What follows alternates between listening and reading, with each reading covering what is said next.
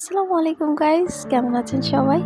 আশা করি সবাই ভালো আছেন। আমরা ভালো আছি। আজকে নিয়ে আসলাম সিঙ্গাপুর ট্যুরের পার্ট 4।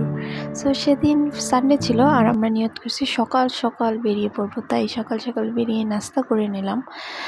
আর আমরা বেরিয়ে পড়লাম হচ্ছে নতুন কিছু এক্সপ্লোর করতে। তো প্রথমেই আমরা আসলাম মুস্তফা ক্যাফেতে, নাস্তা করি। মুস্তফা ক্যাফেতে একটা গরম গরম চা খেলাম। চা খাওয়ার পরে হচ্ছে আমরা একটু কিছু টুকিটাকি শপিং শুরু করলাম। আর এইটাও হচ্ছে মুস্তফা সেন্টারের পুরো ফুল ভিউ। এটা হচ্ছে সিঙ্গাপুরে বলতে গেলে বাঙালিদের একটা মিলন মেলা। এদিকে গেলে বাঙালিদের আর অভাব নেই। সবাই শপিং করছে, খাচ্ছে, বিভিন্ন আড্ডা দিচ্ছে। অনেক ভালো লাগে।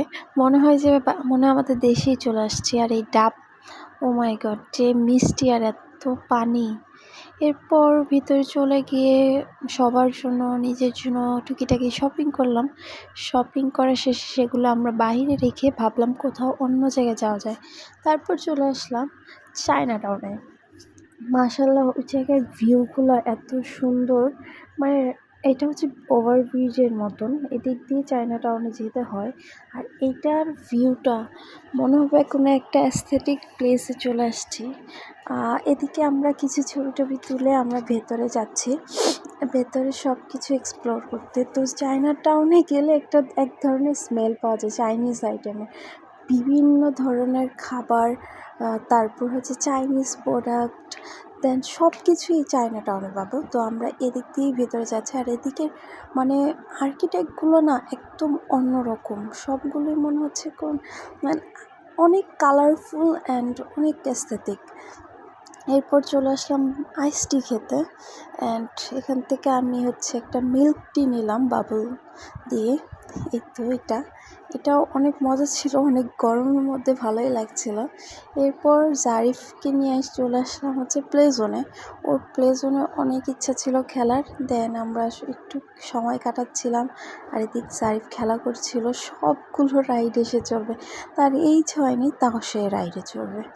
এই তো অনেকক্ষণ খেলার পর আমাদের খুব বেশি ক্ষুধা লেগে যায়। ভাবলাম যে এখান থেকে আমরা একটু বিকালের নাস্তা করে যাই। এই তো খাবারের খোঁজে বের হয়ে গেলাম আর আসলাম পোপাইসে।